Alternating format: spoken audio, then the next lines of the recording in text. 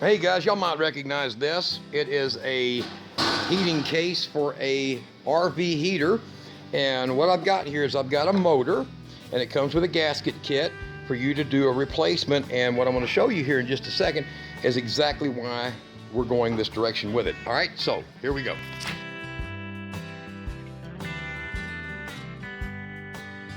I am working on a 16,000 BTU Suburban Atwood, whatever you want to call them, heater, and I think it's an NT16 or something. Now, this heater here, most people would not comprehend what has gone wrong, but the problem is not necessarily what you would think it is. In this one's case, I've got the thermostat wires tied together. It's got power, and everything is fine. It's got gas, so there's fuel pressure on the system, but there's no startup. Now, most of these, if you notice, this is a familiar model here.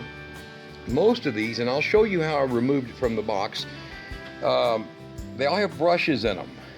Now I'm going to push on this, and you'll see the fan kick on. You see that? That's pushing on those brushes right there.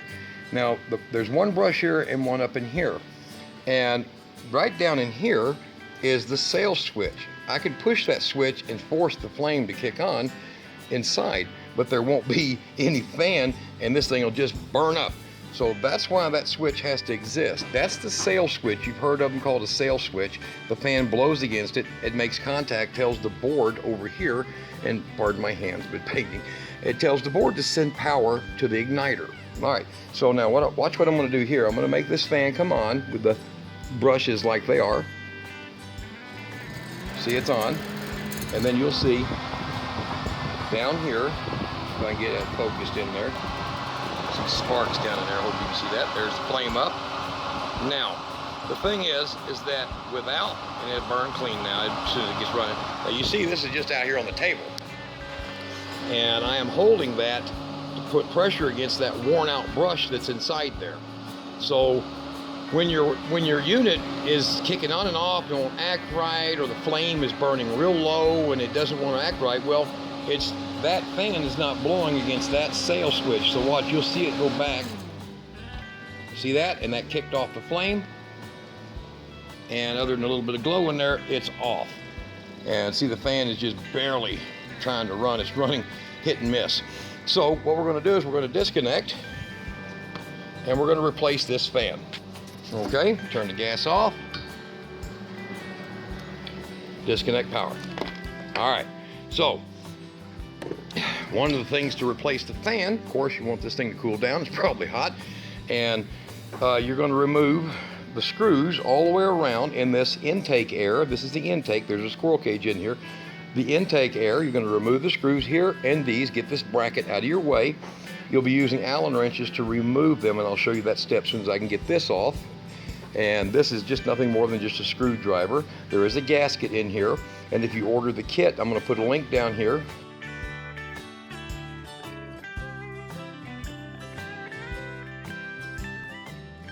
All right, so all it is just basically take your little driver and remove all the screws that go around. Like I said, the kit will have a gasket in it, and if you look down there at that link down there I put, it'll take you straight to a source where you can get motors for all kinds of these furnaces, okay? All right, so let's look in here. All right, now I have removed all the screws, especially this one here, and I have sitting in here an Allen wrench that will go straight down into the set screw on this shaft. Now, make a note of the distance of how far this shaft is onto this blower wheel. So make a note, and in my case it's 3/8 of an inch back, and make a note the same way in here, what you're facing in here. And I've got an Allen wrench also on this one's blade. Now, I don't have to remove it from here, and a lot of people do, but you don't have to. They give you a gasket for that.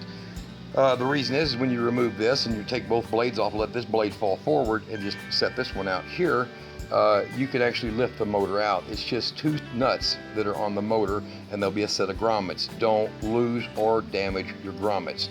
Okay, so let's go ahead and get this motor, the blades off, and I'll show you the pulling procedure for it.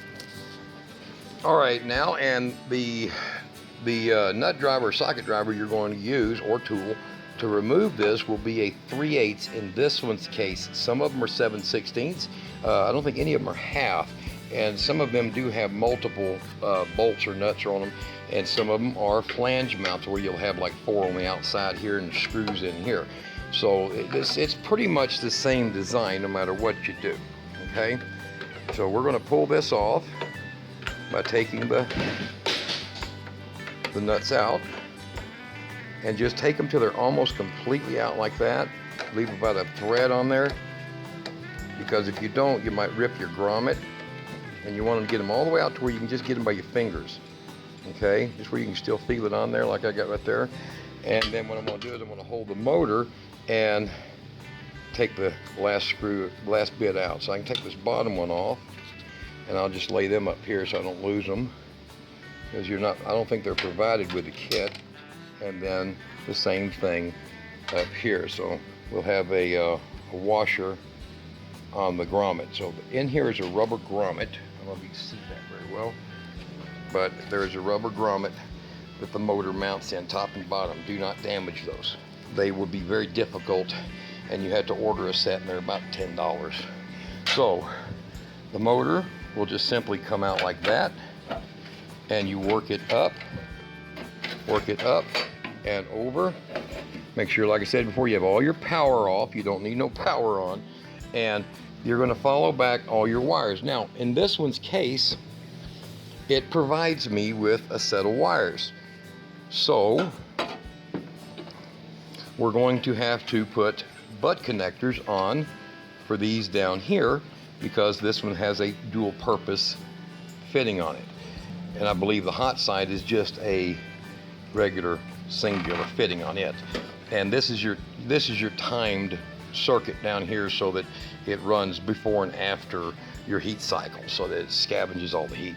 So let's get this wired back in, and you'll see I'll have a butt connector there, and the other one will be plugged in, and we'll reverse the procedure, put the motor in. Okay, and now I have got the motor back in. This is the new motor, and the old motor was pretty shot, pretty wore out motor, and you can see here it just wobbles all in there. And I can possibly take this one apart and rebrush it, so I'm going to hold on to it. And this is an NT-16L for the furnace that it's for. It actually fits numerous furnaces, including a 20. And you make sure that your blade, when you put it back on, has all clearances. Make sure that nothing's going to touch. Make sure that you have not bent it, so you want to make sure it runs true, okay? And if you need to, while you have this open, hear that clicking? Replace your sail switch. Now, my sail switch is new, so I'm not going to worry about that. And be sure you use the right tools. Do not chew up your set screws on these. And in this one's case, it is a little bitty, tiny Allen wrench to do this. So when you get it in there, make sure you get it good and firm, give it a few bumps, and it'll lock it in place. Now, these usually won't come off, but they can. Now, here's the gasket that they do give you to put back on it. It's just a mid-temperature gasket. There's no real heat here. This actually forces the air through here into your combustion chamber, and that's what gives your flame the nice hot heat and pushes the exhaust back out through here. So it'll suck it in through that tube, which is this one, and do that. I've cleaned the surface of this, and we're going to put it back on, and we're going to fire it up and see how quick it works without having to hold it in place. All right, now we're closed back up. We have the air intake, we have the exhaust, we have the gasket back in, and if you'll notice, here is what they send with. Here's what they send with it. Let me get out of the shadow there so you can see it better.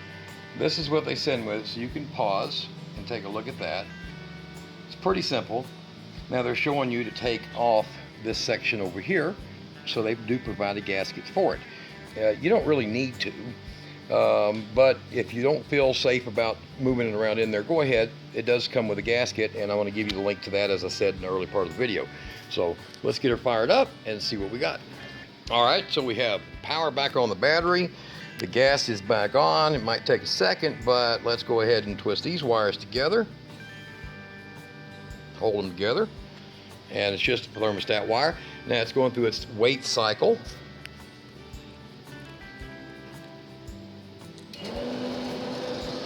There, and the fan just kicked on. And it's blowing on the sail switch, which means that it's sending for heat request. Might be a lot of air noise in there. I'll try to hold that to one side. And here in a few seconds, it'll call for flame, call for gas. Oh, you maybe hear clicking. There it goes. And you'll notice with a nicer fan, that flame is a little bit prettier blue in there. Okay. So, this is what we get as a result. It's a pretty easy installation. It's not that hard. They do come with some instructions. Hope you can see that. Not too blurry there. And it's not too complicated. Anybody can do this. Now, as far as putting this back in, yes, I am setting this on wood. It does have its mold casting, so it's that high above the wood. As far as putting this in here or removing it, there is just a few screws. There's one here that's going to hold the system in from rocking around, and then there's one right over here that goes into this part of the sheet metal for the all the electronics and the gas valve and all that. And that is the only thing that protrudes through, and that is the high temperature switch, the thermal disc. The other screw goes through right down here in that part right there. That's it. 2 screws hold this whole heater unit inside its case. That's it. So we'll slide it back in right quick so you'll see that. That's a simple repair. Now, for you guys who don't know too much about these heaters, one of the biggest reason that these boards in here burn up or go bad isn't because of anything other than either the air intake here is restricted somehow, or your fan is very weak. When your fan becomes weak, it doesn't pull enough air back through here to cool this board, and that's what'll go bad, this igniter board and control board. So those boards will last practically forever, and that relay here, right here, can be replaced, and this igniter can be replaced if they go bad, but they rarely do. This is a 1987 model heater. They didn't change them much all the way up until about 2005, but those don't go bad. Don't let the air get restricted here, and don't, if your fan is getting weak, replace it. You need all the airflow you get. All right, so let's finish that, boxing it back up. All right, now the way that it goes back in is you're going to slide it in from the rear pipes back here. Your exhaust is going to go straight in here. You can actually remove all the internals of this heater by removing the wires, taking the gas loose and pulling it back, and taking out this screw and this screw and sliding this straight out. Now you'll want to, if you're in your RV, still in your RV, you'll want to go outside and remove your air intake and exhaust pipes. Just take that off, and they're kind of sometimes hard to get out. You'll be able to clean out wasp nest and whatever might be in there at that point, but remove that, get it gone, and that way you can even probably take a bar or something and just give a little push on it to help someone inside pull it through. But your whole heating unit, like you just seen on this table, will come straight out. It's easy to do. You don't have to remove the whole box, and just taking the gas line loose, and make sure when you do it that you take your wires loose, you mark them, because in this one's case, yellow is ground, and the guy that took this back out of his and brought it to me says, don't know, fans running slow, won't kick on, won't stay running, flames this tall, what do I do? Well, if it's not pushing hard enough on that switch that's in here, the thing won't kick on full power. It's kind of like shorted. It's kind of like barely holding a light switch on. It's just not getting enough power, full contact. It won't allow that gas valve to fully open or stay open, and your flame will be all dodgy. So this is it. We're going to go ahead and fire it up right now by connecting the wires, because we're all powered back up, and this is just nothing special. It's just connecting your signal wires, which are your thermostat wires. And now we're hooked up and she's on. So the fan's going to run first, clear the air, clear the system, blow out any exhaust or maybe possible propane that's in there, and then it will fire up as soon as it runs through its time cycle. There we go. Now we've got a nice pretty flame, big one too, getting plenty of air. Motor's not weak anymore. The sail switch is all the way on. It's good to go. All right guys, nothing left but to put the proper cover back on it, and we have a working heating unit. Didn't take that much, and these heat exchangers will last a long time. Those gaskets around here might fail. They're only a few dollars. These igniters might fail. They're only a few dollars, but you can service them. They're not hard to service. Don't overcomplicate it. And even the board in there, Dinosaur makes a copy board, $60, $70. Beats the hell out of 500 bucks for one of these off the shelf, okay? All right, y'all take care. Fix it yourself.